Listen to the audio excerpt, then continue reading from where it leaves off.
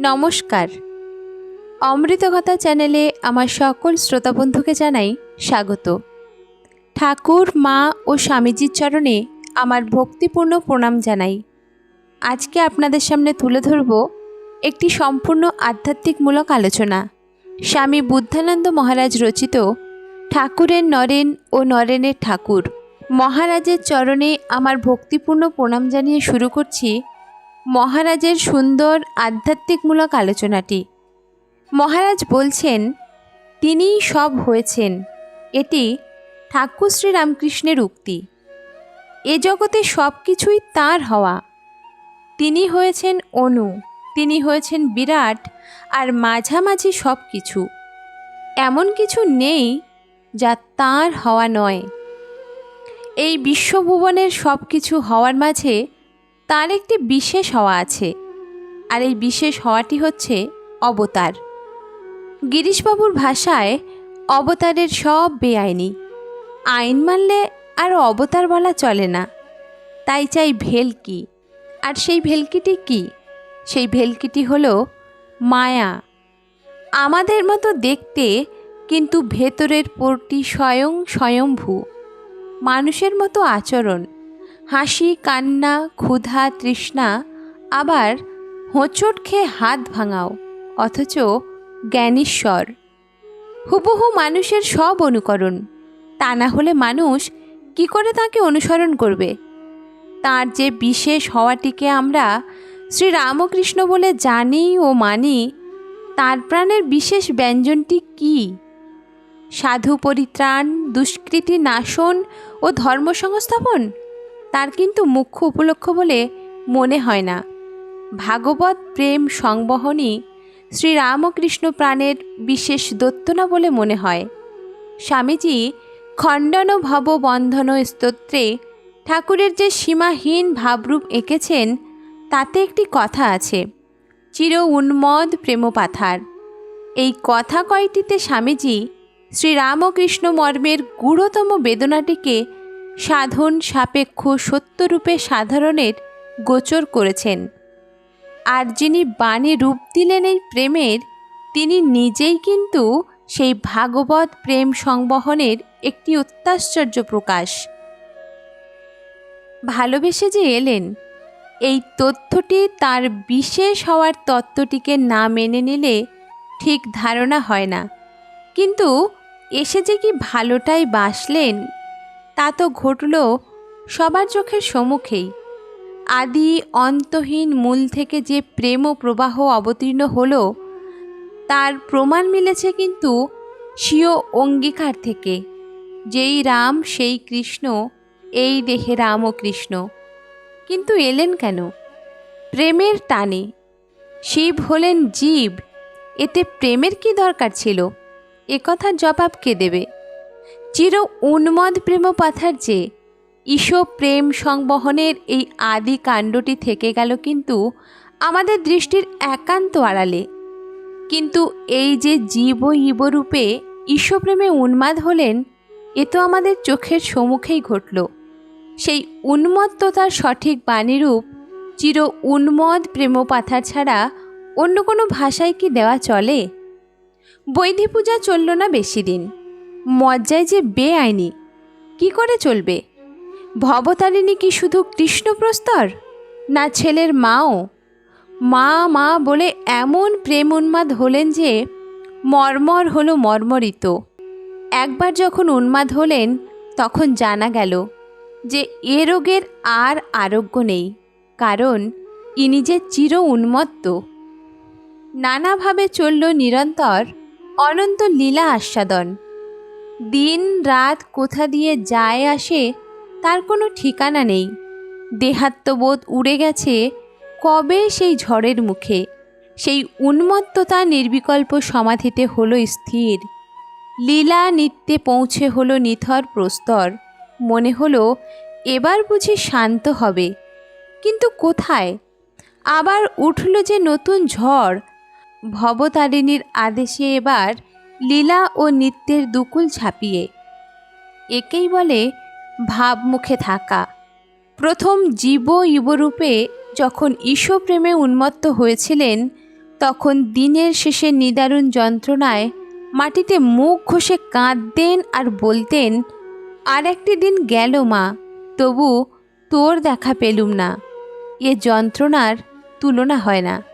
সাধন শেষে আপন ঈশ্বরত্ববোধে আরূঢ় হয়ে আবার হলেন প্রেম উন্মত্ত, সেই একই আরতি। তবে এবার বেদনায় মাটিতে মুখ ঘষা নয়, এখন সন্ধ্যা আরতির সময় কুঠির উপর থেকে আকাশের একান্তে অন্তরের নিগূঢ় ক্রন্দন আমন্ত্রণ ছড়িয়ে দেওয়া আর বলা, ওরে ওরে তোরা কে কোথায় আছিস, আয়, তোদের ছাড়া আমি আর থাকতে পারছি নে। জীবইবের যে প্রেম প্রবাহ উদ্দাম বেগে ছুটে চলেছিল ভগনমুখী 12 বছর ধরে, তার মোড় ফিরল এবার মানুষমুখী হয়ে।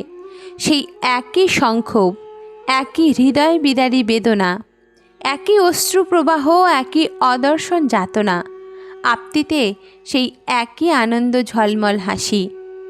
আমরা যখন বলি ভগনমুখী আর মানুষমুখী, তখন বুঝি একেবারে বিপরীতমুখী। কিন্তু যিনি জেনেছেন তিনিই সব হয়েছেন, তার সর্বব্যাপী প্রেমে কোনো দিকভেদ নেই, কোনো বস্তুভেদও নেই। আমাদের অজ্ঞানপ্রসূত ব্যবহারিক দৃষ্টিতে কিন্তু দুদিকই আছে। তাই আমাদের মনে হয় সাধন শেষে যেন রামকৃষ্ণের প্রেমের মোড় ফিরল। ঠাকুর শ্রীরামকৃষ্ণের ভগনমুখী প্রেমের প্রতিভূ তিনি নিজেই।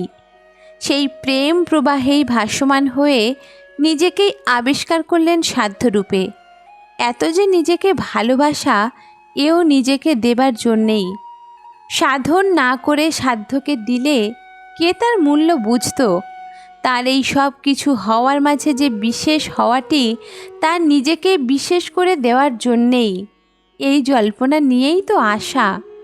অখণ্ডের ঘরে ধ্যানলীন ঋষির গলা কোমল কিশলয় বাহুতে জড়িয়ে ভালোবেসে বলা, আমি যাচ্ছি তুমি এসো, প্রেমের জোরে নামিয়ে আনলেন অখণ্ডের লীন চৈতন্য পুরুষকে। কিন্তু কেন? কারণ জীবের জন্য নিজ ঈশপ্রেমের প্রতিভূ হিসেবে রেখে যাবেন বলে।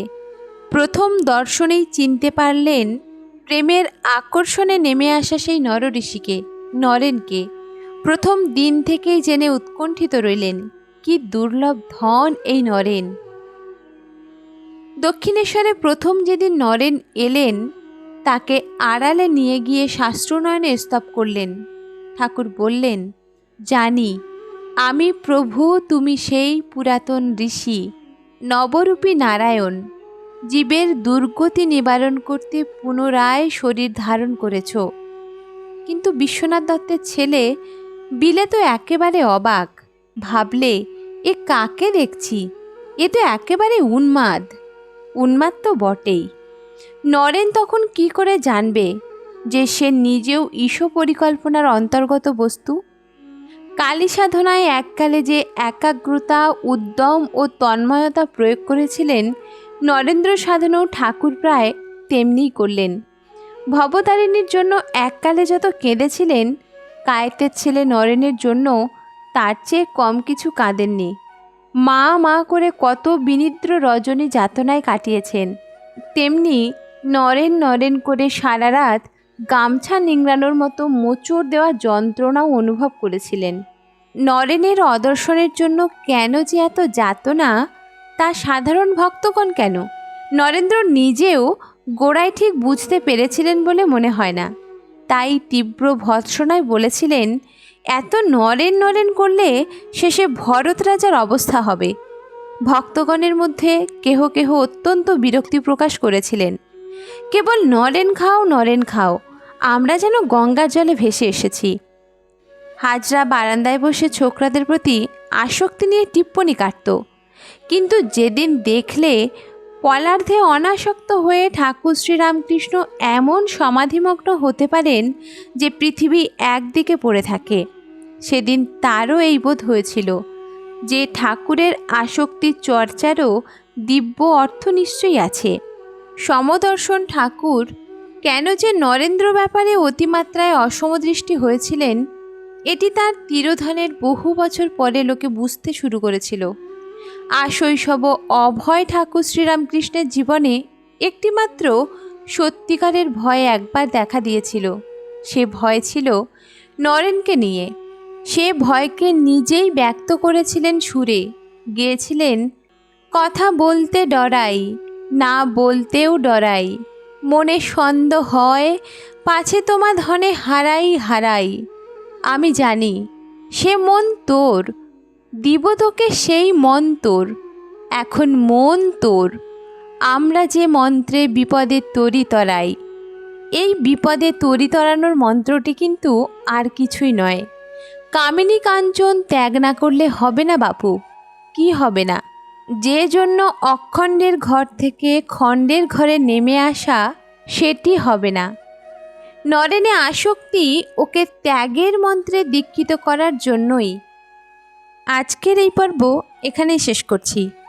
স্বামী বুদ্ধানন্দ মহারাজ রচিত ঠাকুরের নরেন ও নরেনের ঠাকুর এই সুন্দর আধ্যাত্মিকমূলক আলোচনাটি আপনারা বেশ কয়েকটি পর্বে শুনতে পাবেন। আজকে আপনারা শুনলেন প্রথম পর্ব। আমার চ্যানেল অমৃত কথা আপনাদের ভালো লাগলে চ্যানেলটির সঙ্গে থাকুন, শুনতে থাকুন। আর যারা এখনও চ্যানেলটিকে সাবস্ক্রাইব করেননি তারা চ্যানেলটিকে সাবস্ক্রাইব করবেন। ধন্যবাদ।